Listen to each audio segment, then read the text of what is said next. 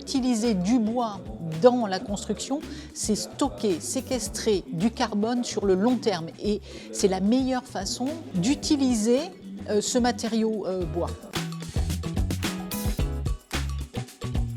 L'usage du bois dans nos métiers, effectivement, transforme énormément nos pratiques. Nous étions habitués chez Vinci Construction à travailler le béton. Depuis maintenant 2 ans, Vinci Construction a mis en place tout un programme de formation et d'accompagnement basé sur l'expertise d'Arbonis, entité de transformation présente chez nous depuis des années, et aussi sur un écosystème extérieur de professeurs et autres, pour former l'ensemble de nos secteurs d'activité, études de prix, conducteurs de travaux et compagnons sur nos chantiers.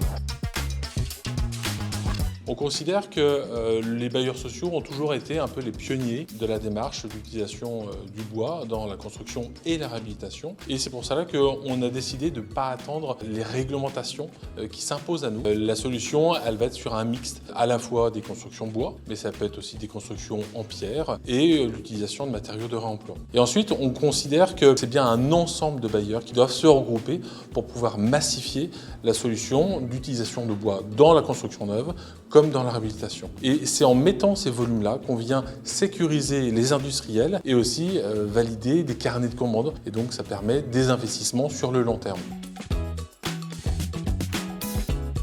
Comment va évoluer la forêt de demain? C'est une question très difficile à répondre. On n'a pas de boule de cristal, nous, les forestiers. On se sert de modèles, on se sert de l'observation, de diagnostic en forêt. Ce que l'on voit déjà depuis 10 ans, c'est une diminution de la croissance des espèces forestières. Donc les forêts de demain, elles vont être moins grandes, moins hautes.